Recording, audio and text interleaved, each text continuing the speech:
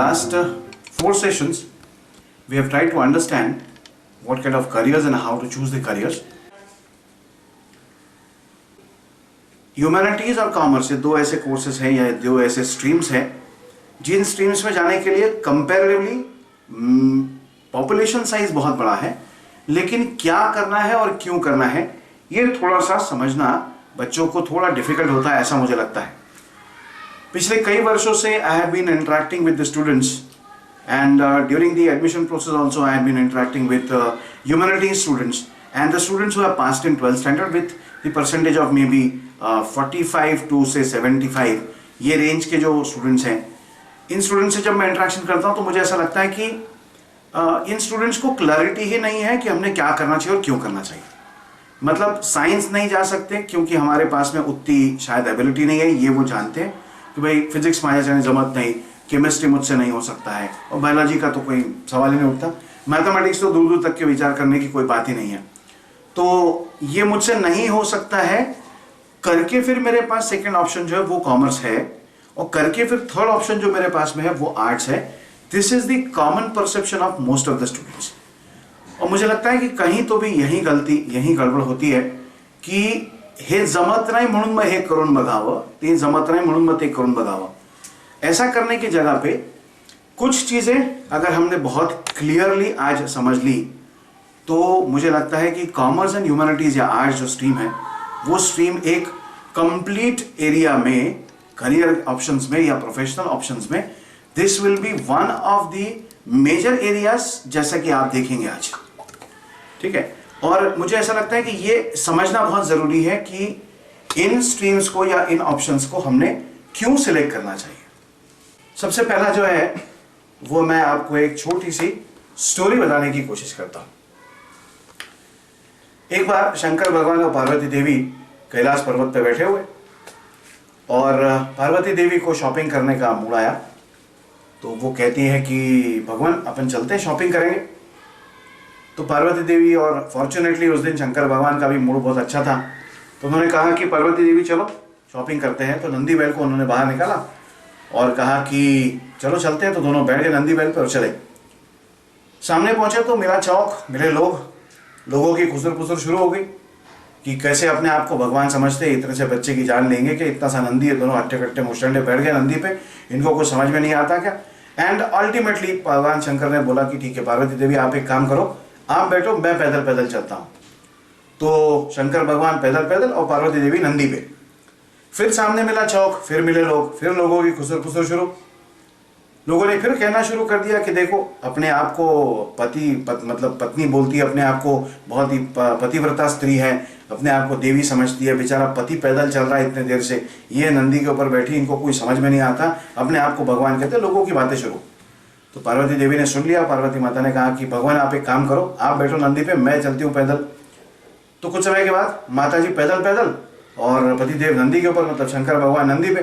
फिर मिला चौक, फिर मिले लोग, फिर लोगों की बातें शुरू, फिर गुजर चलो कि देखो कैसे अपने आप को भगवान बोलते ही है, महादेव, देवों के देव महादेव, मतलब ये द ऑलमाइटी। और देखो पत्नी बेचारी पैदल चल रही है, अबला नारी स्त्री पैदल चल रही है, और भगवान जो है वो नंदी के ऊपर बैठ के मजे से जा रहे हैं। तो शंकर भगवान ने सोचा कि चलो ठीक है अपन एक काम करते हैं, हम दोनों ही पैदल चलते हैं, नंदी को साथ में लेके जाएंगे। तो चले, फिर चले शंकर भगवान और पार्वती माता पैदल पैदल और नंदी उनके साथ में। अब सामने मिला चौक, फिर मिले लोग, फिर लोगों की बातें शुरू कि देखो अपने आप को भगवान समझते, इतना भी विचार करने की शायद क्षमता इनमें नहीं है कि जब नंदी के ऊपर बैठना ही नहीं था तो लेके क्यों आए। मुझे लगता है कई वर्षों से हम ये इस कहानी को सुनते आए, लेकिन इस कहानी को हमने अंदर तक के परकोलेट नहीं होने दिया। This is where the problem is.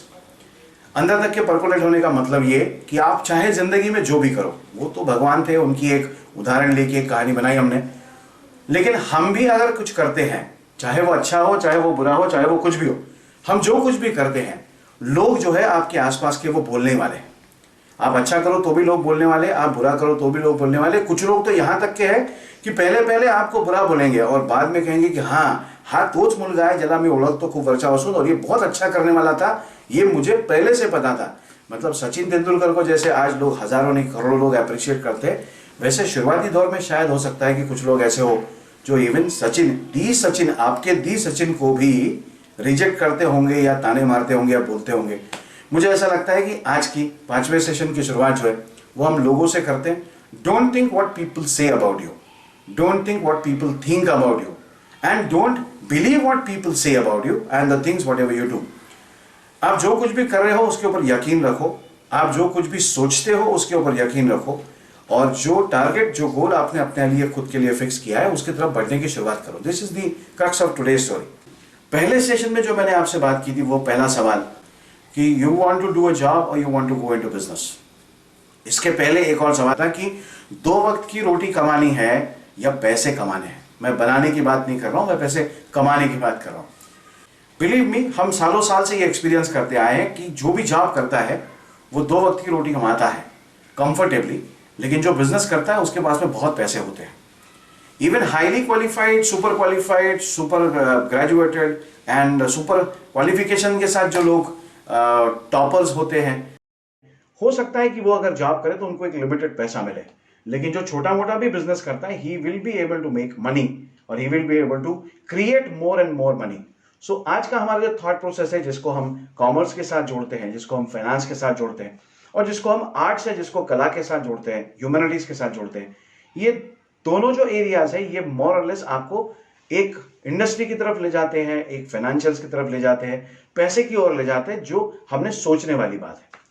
Basically this is a thought process, और ये थॉट प्रोसेस क्या बोलती है कि if I want to make money I should enter into business, I should do some enterprise, I should enter into having my own set of things wherein I'll be independently thinking about making and creating finance and creating money, और नहीं तो job करो। मैं commonly अपने सारे friends से share करता हूं, सारे स्टूडेंट से शेयर करता हूं कि जो अपने आप से सुबह रोज उठता है, जो कंफर्टेबली अपना अपना काम कर सकता है या करता है, और जो खुद होके विचार करता है कि मुझे पैसे कैसे मिलेंगे या कैसे कमाएंगे, ऐसे व्यक्ति ने, ऐसे स्टूडेंट ने 100% इंडस्ट्रियस या 100% बिजनेस की तरफ जाना चाहिए। एजुकेशनल क्वालिफिकेशन जो भी ले, लेकिन दिमाग के अंदर में कहीं ना कहीं बिजनेस बिजनेस और बिजनेस ये रहना चाहिए। लेकिन जिसको धक्का देना पड़ता है, जिसको बार बार बोलना पड़ता है, जिसको एक ही काम के लिए 50 चीजें और 50 बार बोलनी पड़ती है, ऐसे व्यक्ति ने, ऐसे पर्सनैलिटी के इंडिविजुअल ने थोड़ा जॉब की तरफ इंक्लाइन होना चाहिए, ऐसा मुझे लगता है। तो आज का हमारा जो सेशन है ये डेडिकेटेड है स्पेशली 12th स्टैंडर्ड के कॉमर्स करियर के बारे में।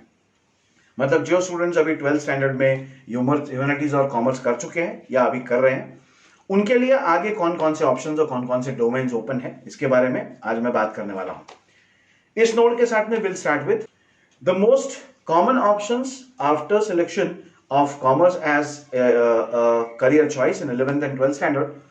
मोस्ट कॉमनली सीबीएसई बोर्ड के स्टूडेंट्स भी और स्टेट बोर्ड के स्टूडेंट्स भी, सबसे कॉमन चीज जो दिमाग में रहती है कि मुझे चार्टर्ड अकाउंटेंसी करनी है। Excellent profession, no doubt about it.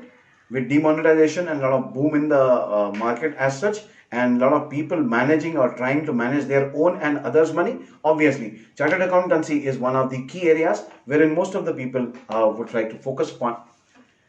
उसके बाद सेकेंड ऑप्शन जो मोस्ट कॉमनली लोगों को दिखता है कि क्या करना रहा है, 11th 12th कॉमर्स किया तो अभी आगे क्या करेगा, तो बोलता मैं बीकॉम करूंगा, फिर उसके बाद क्या करेगा, तो बोलता मैं एमकॉम करूंगा, उसके बाद क्या करेगा, क्वेश्चन मार्क। लेकिन career wise BCom and MCom, these are the two options available later on after doing your 11th 12th commerce. उसके बाद the third option which is most common is BBA and MBA, मतलब पहले BBA और उसके बाद MBA. BBA is bachelor of business administration और obviously masters है उसके बाद में। तो ये दोनों जो कोर्सेस है, ये दोनों कोर्सेस साथ साथ में चलते हैं and most commonly preferred course options और career options after 11th 12th commerce. उसके बाद में bachelors in mass communication, that is the fourth option which most of the people follow. और उसके साथ साथ में एक और इंपॉर्टेंट प्रोफेशन जिसको हम लॉ कहते हैं। तो 11th 12th जिन्होंने कॉमर्स किया है, most of the students go in with these 5 areas जो कॉमनली सभी के साथ में है, मतलब सभी को ऐसा लगता है कि इन एरियाज में मैंने काम करना चाहिए। लेकिन ऐसे कई एरियाज के बारे में मैं आपसे बात करने वाला हूं, जिसको मैंने लास्ट टाइम भी बोला था, कन्वेंशनल एंड नॉन कन्वेंशनल या unconventional areas, off beat areas के बारे में मैं ज्यादा फोकस करूंगा, क्योंकि ये ऑफ बीट एरियाज ही आप लोगों को यहां से आगे पोस्ट कोविड सेशन में आप लोगों को ज्यादा बेटर परफॉर्मेंस के लिए हेल्प करेंगे। अब इसमें 8-10 चीजें सोचने वाली हैं कि कॉमर्स करने के बाद मैंने क्या करना चाहिए या कैसे करना चाहिए। तो मुझे ऐसा लगता है कि अलग अलग इंडस्ट्रीज के बारे में हम बात करते हैं, उसके बाद में मैं एक एक सेक्टर आपसे शेयर कर रहा हूं, कौन कौन से सेक्टर में कॉमर्स के बाद में आप एंटर कर सकते हैं। Number 1 is industry, number 2 is insurance, ये हम मेजर ग्रॉस एरियाज की बात करें जहां पे आप एंटर कर सकते हैं। Number 2 is insurance. Number 3 is banking and non banking financial institutions.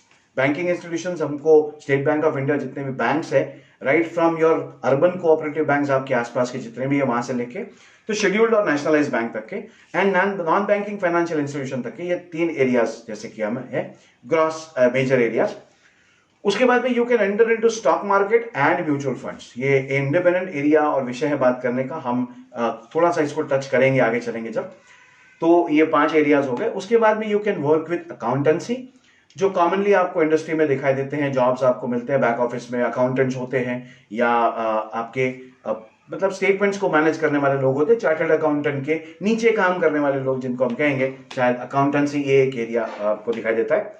उसके बाद में अपकमिंग जो एरियाज है उस एरिया में, ग्रॉस एरिया में e commerce is one of the areas which is very prominently coming in, ये एक मेजर एरिया है। Marketing and sales, this is one again area which a person who has a commerce background can work and function into. मैंने last time भी आपसे बात की थी कि marketing is different then sales. Then comes in product development या independent एक area है जहां पे हम काम कर सकते हैं। कोई स्पेसिफिक प्रोडक्ट के बारे में बात करके या प्रोडक्ट को डेवलप करना है, उसके प्रोडक्ट के मार्केटिंग के लिए या प्रोडक्ट के सेल्स के लिए उसमें R&D करना है। हम प्रोडक्ट की R&D की बात नहीं कर रहे, हम प्रोडक्ट के प्रमोशन की R&D की बात कर रहे हैं। And then comes in one more major area, उसको मैनेजमेंट कहते हैं। ये मैं एरियाज डिफाइन कर रहा हूं जिसमें आप काम कर सकते हैं एंड इसमें से भी छोटे छोटे एरियाज और निकलते हैं जहां पे स्पेसिफिक करियर ऑप्शंस अवेलेबल है, जो स्पेसिफिक प्रोफेशंस के लिए या जिनको हम ऑफबीट एरियाज कहेंगे उस ऑफबीट एरिया में आपको ले जाते हैं। देन कम्स इन टैक्सेशन, ये और एक मेजर एरिया है जहां पे आप काम कर सकते हो। तो एरियाज देखो कौन कौन से, इंडस्ट्री में आप काम कर सकते हो, इंश्योरेंस सेक्टर में आप काम कर सकते हो, banking non banking financial areas में आप काम कर सकते हो, स्टॉक मार्केट में आप काम कर सकते हो, म्यूचुअल फंड में आप काम कर सकते हो, accountancy, e commerce, marketing and sales, product designing and product development, management and taxation. These are the gross और दी कॉमन और the I should say in general the areas where in any student who is pursuing commerce can enter into. जो 5 मैंने आपसे share किए ये most commonly pursued career options है। ये commonly pursued career option कौन कौन से देखो, BCom, MCom, chartered accountancy, BBA, MBA, उसके बाद में bachelor in mass communication and law. These are the most preferred और most common career options as far as your commerce 12th standard के बाद वाले करियर ऑप्शंस है जो कि हम प्रेफर करते हैं। चलो चलते हैं कुछ स्पेसिफिक ऑफबीट एरियाज के लिए। जैसे चार्टर्ड अकाउंटेंसी एक डोमेन है जो बहुत बड़ा एरिया है, उसके साथ साथ में कंपनी सेक्रेटरी CS, ये भी एक एरिया है जो कि बहुत बड़ा है। लेकिन मुझे ऐसा लगता है कि वेरी फ्यू पीपल, बहुत कम लोगों को इसमें अवेयरनेस लेवल है। वो इसलिए क्योंकि टफ है, ग्रेजुएशन लेवल के बाद वाला है और इंडस्ट्री के लिए बहुत इंपॉर्टेंस रखता है। मतलब एक चार्टर्ड अकाउंटेंट की इंडस्ट्री में जितनी कीमत है, हो सकता है कि उससे ज्यादा, शायद उससे ज्यादा एक कंपनी सेक्रेटरी की इंडस्ट्री में कीमत हो। मतलब we commonly say that a company secretary is normally the paving stone or the bridging gap or the gap bridger between the highest authority in the company and the complete setup of the organization। ये बीच वाला एक individual होता है जो कि support करता है, help करता है। कंपनी सेक्रेटरी ये नाम ध्यान में रखेंगे आप। ग्रेजुएशन कॉमर्स करने के बाद या बीबीए करने के बाद कंफर्टेबली इसको कर सकते हैं। हम नेक्स्ट सेशन में मतलब 26 को जो सेशन होगा, इस सेशन में इन डेप्थ हम बात करने वाले हैं, क्योंकि अगला सेशन जो है वो ग्रेजुएशन जो परसीव कर रहे हैं उन लोगों के लिए। तो CS is one of the offbeat option that way according to me. उसके बाद में bachelor in accounts and finance, ये एक मतलब जैसे बीबीए है या बीकॉम है, वैसे ये स्पेसिफिक एरिया है जो अकाउंटेंसी और फाइनेंस में आपको साथ में लेके जाते हैं। मेरी अभी ये जो बात बोल रहा हूं ये बात पक्की ध्यान में रखेंगे। बीकॉम करने के बाद आपको बैंक में नौकरी नहीं मिलती है, समझ लेंगे आप। बीबीए करने के बाद आपको मैनेजमेंट में कहीं नौकरी नहीं मिलती है। अगर बैंकिंग और नॉन बैंकिंग फाइनेंशियल इंस्टीट्यूशन में आपको जॉब करना है तो you have to perceive a competitive exam जिसको हम IBPS कहते हैं, इंडियन बैंकिंग पर्सनल सिलेक्शन। ये एक बॉडी है जो कि इंडिपेंडेंट एग्जाम कंडक्ट करती है एंड इसके क्लियर करने के बाद, इंटरव्यूज फाइनल करने के बाद ही आपको बैंकिंग में या तो क्लरिकल या ऑफिसर का जॉब मिलता है। ये मालूम होना चाहिए, इसलिए क्योंकि हो सकता है जिनमें लेवल ऑफ अवेयरनेस हो उनके लिए ठीक है, लेकिन एक कॉमन स्टूडेंट के लिए जो बीकॉम करने का सोचता है या जो एमकॉम करने का सोचता है उसके लिए शायद ये पॉसिबल नहीं है इतना सोचना, इसीलिए मैं आपसे शेयर कर रहा हूं। चलिए आगे चलते हैं। इसके बाद में कुछ यूनिवर्सिटीज में, स्पेसिफिक यूनिवर्सिटीज में और बहुत सारे ऑटोनॉमस इंस्टीट्यूशन में bachelor of arts and bachelor of commerce in economics, ये एक इंडिपेंडेंट इकोनॉमिक्स का, जिसको हम ऑनर्स में कहेंगे, तो बीकॉम ऑनर्स इकोनॉमिक्स या बीए ऑनर्स इकोनॉमिक्स, ऐसे भी कोर्सेज होते हैं जो स्पेसिफिक आपको इकोनॉमिक्स के साथ में जुड़े होते हैं और जो स्पेसिफिक आपको फाइनेंस एंड इकोनॉमिक्स में आपको ट्रेनिंग करते हैं। इसके अलावा जैसे एक और फील्ड है जो एनिमेशन एंड मल्टीमीडिया से जुड़ा हुआ है, जिसमें बैचलर्स कोर्स कर सकते हो आप। 11th-12th कॉमर्स करने के बाद में ये बैचलर कोर्स होता है। एंड ये जो बैचलर कोर्स है ये एनिमेशन और मल्टीमीडिया में होता है। इसके साथ साथ में इवेंट मैनेजमेंट में भी बैचलर्स कोर्स होता है। कंपैरेटिवली कम लोगों को ये मालूम है। ये ऑफबीट करियर्स है, ऑफबीट ऑप्शंस है और ये ऑप्शंस बहुत अच्छे हैं। इसमें bachelor in banking and insurance, ये एक इंडिपेंडेंट कोर्स होता है। मतलब this is a degree course, 3 year degree course which can be perceived in banking and insurance. इसके लिए स्पेसिफिक कुछ कोर्सेज हैं, जैसे स्पेसिफिक जो कुछ कॉलेजेस हैं, जैसे मुंबई में कॉलेज है Indian institute of banking and finance. ये एक इंडिपेंडेंट ऑर्गेनाइजेशन है जो आपको स्पेसिफिक बैचलर्स का डिग्री कोर्स देती है। आप थोड़ा सर्च करेंगे तो और इन डेप्थ इसमें आपको मिल जाएगा, provided you want to enter into that. जिसको बैंक में ही नौकरी करनी है, जिसने तय करके रखा है कि भाई मुझे तो कॉमर्स किया है, मैंने बीकॉम अभी करना है और बीकॉम करते करते मैंने बैंक में नौकरी करनी है, तो मुझे ऐसा लगता है कि ये इंडिपेंडेंट कोर्स बीकॉम के जगह पे, जैसे हमारी यूनिवर्सिटी में BCCA ये भी एक कोर्स है, bachelor of computer application and commerce, है ना। तो ये एक कोर्स है, मतलब BCA और BCCA ऐसे 2 इंडिपेंडेंट कोर्सेज है। तो अलग अलग यूनिवर्सिटीज में अलग अलग कोर्सेज चलते हैं। आपको थोड़ा सा सर्च करना पड़ेगा कि ये कंप्यूटर्स के साथ में कॉमर्स जुड़ा हुआ है, रहेगा, होगा। जैसे मैंने आपसे एक और चीज शेयर की थी लास्ट टाइम भी कि इथिकल हैकिंग ये जो कोर्स है या इथिकल हैकिंग ये एक करियर है। This is again a very big opportunity available today. हम एक सिंपल एग्जाम्पल लेते हैं। हमारे नागपुर शहर में आप देखेंगे कि कई जगह पे रास्ते पे CCTV कैमरा लगे हैं और जैसे हमारे पुलिस डिपार्टमेंट है वैसे हमारा साइबर क्राइम का एक इंडिपेंडेंट डिपार्टमेंट भी है। ये अगर आपको नहीं मालूम है तो ये आप नोट कर लीजिए कि ये डिपार्टमेंट बहुत सक्रिय, बहुत एक्टिव और बहुत ज्यादा डिमांड में है।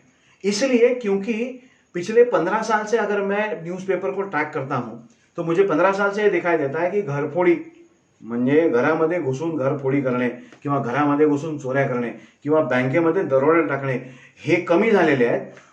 तुमच्या डिजिटल फॉर्म मध्ये जेवढे गुन्हे आहेत ते गुन्हे वाढलेले आहेत। मतलब ये कि आपके डिजिटल फॉर्म के या डिजिटल रूप में आपके बैंक में मोबाइल के थ्रू लॉगिन करके या हैकिंग करके आपके अकाउंट को हैक करके लोग आपके पैसे लूट के ले आते हैं। इसको ढूंढने के लिए you need people and you need people who have an expertise.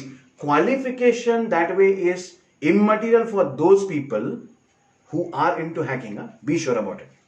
ये ethical hacking एक ऐसा डोमेन है जो बहुत अच्छी तरह से कम क्वालिफिकेशन में, मतलब कोई PhD की डिग्री है उसमें नहीं चाहिए, है ना, कम क्वालिफिकेशन में कंपैरेटिवली एक इंडिपेंडेंट एरिया है। फिर मैं बोल रहा हूं आपको, लोग क्या कहेंगे इसके बारे में विचार नहीं करना है। आप ज्यादा बेटर कर सकते हो तो आपने करना है। एक और 8वां ऑप्शन जो मैं कह रहा हूं आपसे, that is CMA। It is a wonderful option, comparatively offbeat option है and it's a beautiful option. आगे चलते हैं। दो और एक करियर ऑप्शन है जिसमें से certified financial planner and certified financial analyst, ये 2 एक ऐसे ऑप्शंस हैं जो आप 11th-12th कॉमर्स करने के बाद में इसके लिए आप जा सकते हो। इसमें आपको कोई एक डिग्री साथ साथ में करनी पड़ती है, you can enter into that. एक 4-5 इंस्टीट्यूशंस के नाम मैं आपसे शेयर कर रहा हूं। जैसे कि मैंने बोला आपको Indian institute of banking and finance, वैसे एक और इंस्टीट्यूट है जिसको हम Arun Jaitley national institute of financial management ऐसा कहते हैं। And I think these institutions or these kind of institutions like even IFMC, that is Institute of Financial Management Courses, ऐसे इंस्टीट्यूशन जो है वो आपको स्पेसिफिक स्टॉक मार्केट में बोलिए या शेयर्स में बोलिए या आपके म्यूचुअल फंड में बोलिए या जितने भी ये फाइनेंशियल सर्टिफिकेशन है, सर्टिफिकेशंस प्रोवाइड भी करते हैं, स्पेशलाइज ट्रेनिंग भी देते हैं, काम करने का on the job of the job काम करने का मौका भी देते हैं, and you actually enter into it. एक और ऑफबीट एरिया है जो कि बहुत कम लोगों को मालूम है, ऐसा मुझे लगता है। This is certified internal auditor. अब ये क्या चक्कर है समझते हैं। हाँ। हर इंडस्ट्री में जहां पे सिस्टम्स लगी होती है, अब सिस्टम्स का मतलब ये कि इंडस्ट्री बहुत बड़ी होती है, इंडस्ट्री में काम करने के लिए बहुत सारे लोग होते हैं, बहुत सारे इक्विपमेंट्स होते हैं, मतलब पीपल होते हैं, पर्सनल होते हैं, लेकिन सिस्टम्स होता है जिसकी वजह से इंडस्ट्री चलती है। ये सिस्टम सही है कि नहीं, इंडस्ट्री में काम सही तरीके से हो रहा है कि नहीं, ये फॉलो करने के लिए आईएसओ सर्टिफिकेशन दिया जाता है। अब ये सर्टिफिकेशन देने के लिए आपकी कंपनी के अंदर में ही इंटरनल ऑडिटर्स होते हैं। आपने ऑडिट ये वर्ड सुना होगा, तो जैसे हम फाइनेंशियल ऑडिट करते हैं वैसे हम सिस्टम्स ऑडिट भी करते हैं, और ये सिस्टम ऑडिट करने के लिए आपको ऑडिटर्स लगते हैं। That is one and offbeat area. Even educational institutions में आपने देखा होगा कि जो एक्रेडिटेशन बॉडीज होती है, मतलब ऐसी वो सारी अथॉरिटी बॉडीज जो आपके इंस्टीट्यूशन को सही है कि नहीं, सही तरीके से चल रहा है कि नहीं, ये देखने की कोशिश करते हैं। वहां पे भी ये इंटरनल ऑडिटर्स जो है ये काफी सारा काम करते हैं। This is the 10th offbeat area which I can confidently say that yes you can surely go into।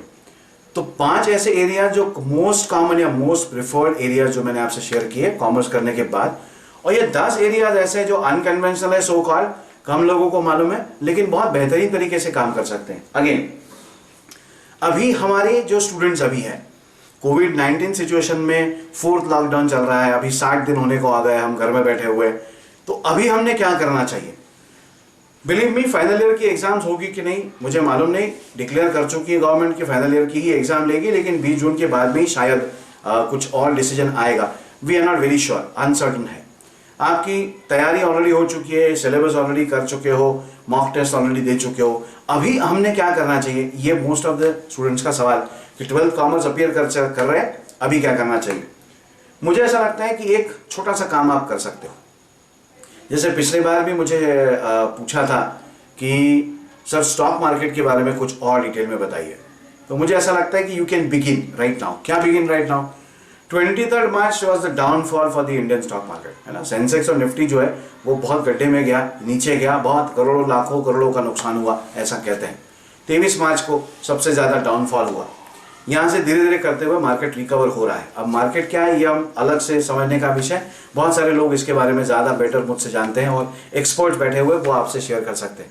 जो मुझे लगता है समझने का है वो क्या, इंडस्ट्रीज लीजिए अलग अलग। हमारे आज के स्टूडेंट ने क्या करना चाहिए, एक कॉपी और पेन लेना है आपने, ठीक है। ये कॉपी और पेन लेके हर पेज के ऊपर में एक एक इंडस्ट्री का नाम लिखना है। फॉर एग्जाम्पल कुछ इंडस्ट्रीज में आपसे शेयर कर रहा हूं, जैसे बैंकिंग, तो अलग अलग 5 जो टॉप की बैंक आपको लगती है आपके हिसाब से, वो टॉप 5 बैंक के नाम लिखेंगे। May it be ICICI bank, may it be HDFC bank, may it be state bank of India, may it be any bank, 5 bank के नाम लिखेंगे। जैसे बैंकिंग एरिया हमने अगर एक सिलेक्ट किया तो, दूसरा हमने इंश्योरेंस सिलेक्ट किया तो दूसरा इंश्योरेंस एरिया, एक एक इंडस्ट्री के बारे में हम बात करेंगे। तीसरा टेलीकम्युनिकेशन का, चौथा पेंट्स एंड केमिकल्स का, पांचवा फार्मास्यूटिकल्स का, ऑटोमोबाइल का, मेटल्स का, इंफ्रास्ट्रक्चर का। ये ऐसे अलग अलग इंडस्ट्रीज के एक एक पेजेस बनाइए। इन हर एक पेज के ऊपर में 5-5 इंडस्ट्री के नाम लिखिए, और हर इंडस्ट्री को आने वाले 2 महीने तक के, जब तक कि आपका रिजल्ट नहीं आता, अभी इमीडिएटली स्टॉक मार्केट में कोई इन्वेस्टमेंट नहीं करना है। पैसे मिलेंगे नहीं मिलेंगे, जाएंगे नहीं जाएंगे, मैं नहीं बता सकता, लेकिन अभी स्टडी जो हमको करना है, बेस जो हमको क्रिएट करना है, फ्यूचर के लिए ये बेस क्रिएट करने वाली बात है। तो हमने फिलहाल अलग अलग 5-5 इंडस्ट्री के, हर सेक्टर के 5-5 इंडस्ट्रीज के या 5-5 कंपनीज के आज का शेयर कितना है, क्या हो रहा है, कंपनी को फॉलो करने की कोशिश करना है ना। जैसे अभी फर्स्ट क्वार्टर शुरू हुआ और क्वार्टर एंड होगा April May June, this is the first quarter end. तो जून एंड तक के वो कंपनी की क्या पोजीशन रहती है, कंपनी प्रॉफिट में, लॉस में, प्रोडक्ट कौन है, क्या है, सब डिटेल्स धीरे धीरे करके लिखने की शुरुआत कीजिए। कॉमर्स का मतलब होता है पैसा, और कॉमर्स का मतलब होता है ट्रेडिंग और पैसा दोनों। और ऑब्वियसली ये जब होता है तो इसमें कस्टमर भी आता है, इसमें मार्केट भी आता है, इसमें प्रोड्यूसर भी आता है, कंप्लीट इकोनॉमी इसमें आती है। मुझे ऐसा लगता है कि थोड़ा सा हम लोगों ने as a student of commerce इसका स्टडी करने की अभी शुरुआत करनी है सिस्टमैटिकली। ये सिस्टमैटिक स्टडी करेंगे तो आपके लिए अगली स्टेप जो है वो आती है दूसरा सवाल। क्या सवाल बोलता है, why and where are people going to invest today and the coming 6 months of time? मैं एक सिंपल एग्जांपल आपको दे रहा हूं। रिलायंस इंडस्ट्रीज ने पिछले 1 महीने के अंदर में 4 अलग अलग या 5 अलग अलग कंपनियों को, फॉरेन इन्वेस्टर्स को अपने शेयर्स कुछ बेचे, जिसमें से फेसबुक एक मेजर उसका स्टेक होल्डर है। जो भी परसेंटेज ऑफ शेयर्स उन्होंने बेचे, जो ऑब्वियसली करोड़ में थे, है ना। इसके साथ साथ में रिलायंस इंडस्ट्रीज ने अभी कल से, ये सिंस यस्टरडे, कल से एक राइट इशू निकाला है। मतलब जिसके पास रिलायंस के शेयर्स है, ऑब्वियसली वो आगे रिलायंस के और शेयर परचेस कर सकता है, ये उन्होंने निकाला है। और ये भी करोड़ों की इन्वेस्टमेंट वो कर रहे हैं, सिर्फ रिलायंस नहीं कर रहा, मैं एग्जाम्पल दे रहा हूं आपको खाली। अब ये जो पैसा लोगों से जमा हो रहा है, ये जो पैसा शेयर बेच के अपने कंपनी के शेयर्स को सेल करके किसी और कंपनी को अपने साथ मर्ज करना या इन्वेस्ट करने के लिए बुलाना, तो रिलायंस जो पैसा जमा कर रही है हजारों करोड़ों में, ये कहां इन्वेस्ट करने वाला है? सोचने वाली बात है। अगर मैं सोच सकता हूं तो कॉमर्स वालों ने तो 150% सोचना ही चाहिए। Not only Reliance but many other industries and many other companies are getting in to invest somewhere. Where are they going to invest? आपके पास में मान लीजिए कुछ 2, 4, 5, 10 लाख रुपए होते, फिलहाल जो नहीं है, जो स्टूडेंट है उनके पास नहीं है, तो अगर वो होते तो आप कहां इन्वेस्ट करते? ये सोचने वाली बात है। एटलीस्ट एज अ स्टूडेंट मैंने इसके बारे में चिंतन विचार करना चाहिए टू बिगिन विद। उसके बाद आने वाले 6 महीने में और साल भर में ऐसे वो कौन से बिजनेस है जो मुझे सबसे ज्यादा रिटर्न्स दे सकते हैं? आप रिटर्न्स का मतलब समझते हैं कि अगर मैंने 1 रुपया लगाया तो मुझे 2, 4, 5, 6, 10 कैसे रुपए मुझे मिल सकते हैं। ये मैंने आने वाले 6 महीने या साल भर के अंदर में कौन सा बिजनेस मुझे सबसे ज्यादा रिटर्न्स दे सकता है, इसके बारे में एक बार चिंतन करना है। और सबसे आखिरी का और इंपॉर्टेंट चीज जो कॉमर्स वाले लोगों ने करनी, जो शायद साइंस वाले लोगों ने पहले की है, अब नहीं की है तो अभी भी कर सकते हैं, लेकिन कॉमर्स वाले लोगों ने करना ही करना है, आपकी एज एन इंडिविजुअल खुद की स्वॉट एनालिसिस आपने करनी है। हम एक इंडिपेंडेंट सेशन लेके यूट्यूब के ऊपर उसको अपलोड करेंगे। आप अपना स्वॉट एनालिसिस कैसे कर सकते हो आने वाले कुछ दिनों के अंदर में, वो आपको यूट्यूब के चैनल पे, मेरे चैनल पे दिखेगा। लेकिन अभी बैठ के आपने ये चिंतन करने की जरूरत है कि मेरे पास में क्या स्ट्रेंथ है, मुझ में क्या खूबियां हैं, क्या रिसोर्सेस है, क्या अवेलेबल है, कैसे कैसे वो मैंने लिखना है। वीकनेस मेरे क्या है, मेरे पास कौन कौन सी अपॉर्चुनिटीज है और कौन से थ्रेट्स है, ये कागज के ऊपर लिखने की आप शुरुआत कीजिए। This is one of the 4 things, most important 4 things you should do as a student of commerce. मेरे ख्याल से कुछ सवाल आए हैं, तो लेट अस सी। ये कंपनीज और शेयर्स के डिटेल्स चाहिए आपको, तो 2-3 एप्लीकेशंस है जो आप डाउनलोड कर सकते हैं। मैं ह्यूमैनिटीज के बारे में बात करूंगा आगे, लेकिन ये कुछ कॉमर्स से जुड़े हुए सवाल थे जो मैंने सोचा कि बात कर ही लूं। तो moneycontrol.com ये आपका एक एप्लीकेशन है मनी कंट्रोल का, उसके ऊपर जा सकते हैं। स्टॉक एज नाम का एप्लीकेशन है जो आप डाउनलोड कर सकते हो। 5 पैसा ये एक एप्लीकेशन है जो आप डाउनलोड कर सकते हो, और यहां से आपको हर कंपनी के शेयर्स के डिटेल्स मिल सकते हैं, 2 साल का, 6 महीने का, 5 दिन का, हफ्ते भर का, और डिटेल्स उसके कंप्लीटली डिटेल्स आपको मिल सकते हैं। You can get every details.